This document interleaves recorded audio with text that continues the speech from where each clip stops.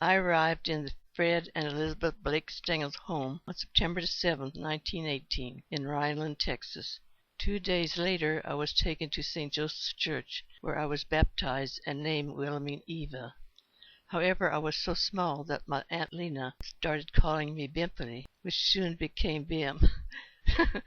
So I was really known as Bim instead of Wilhelmine. I was the fourth child in the family. 2 boys and a girl were older than I, and later there were 2 more boys.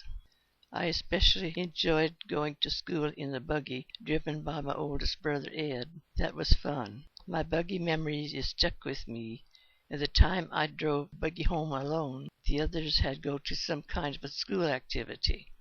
The horses started running fast, and I was really afraid. So I managed to pull the reins, and they slowed down.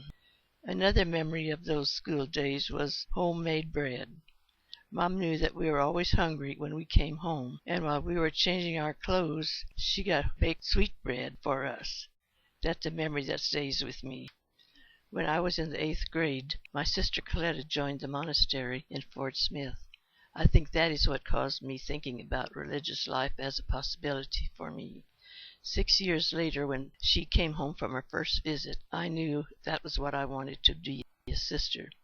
It seemed right for me.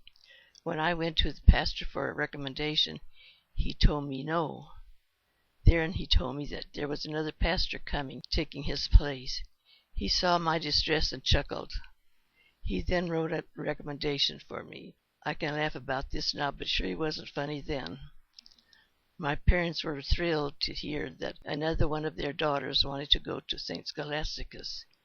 It seemed that they expected all along that I had a vocation in religious life. A cousin of mine entered with me. She, however, went home after the second day, realizing that it was not meant for her.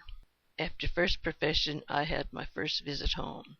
When I returned from my visit, Mother Perpetua told me not to unpack because she was sending me next day to Subiaco, my first mission. I went upstairs and I think I cried the whole night long, knowing that I would have to cook for all those boys and monks. Throughout the years, I was on a mission in 6 different places. I was driver for 13 years here at the monastery for sisters going to doctors and dentist appointments. After that, I was assigned to Bethany to keep it in order. That was my favorite mission. Bethany is a country place in Hackett, about 15 miles from the monastery. It is an ideal place to drive, to have a leisure time and be renewed. I put up birdhouses there and kept the birds well fed. There were a number of different kinds of birds that visited regularly, especially cardinals. They were my favorite. As for the squirrels, they were a nuisance. They were not afraid of me or of anyone else. They had the sneakiest way of getting into the bird seed, no matter what I did. I do miss going to Bethany and taking care of the birds, azaleas and Kurt myrtles. However, here on 3rd floor, we really enjoyed the birds in the Every here in the infirmary. About 2 years ago, I had a stroke. I woke up in the morning and could not get out of bed. I knew something had happened. Somehow, I managed to get to the hall and call for help. I had had a mild stroke and ended up in the hospital for 4 weeks. From there, I was moved to the infirmary floor in the monastery. I get wonderful care here. In fact, I don't think I could do better anywhere else. These days, I walk with the walker, but mostly in a wheelchair. I am grateful for all the blessings of my life, especially for my parents and for years as a Benedictine. Also for the good health I enjoy until I had my stroke. I continue to count my blessings. Now I have time to pray, listen to music, and enjoy my company among the companions here. The blessings outweigh the difficulties that I have. Like I say, St. Peter, Lord, it is good to be here.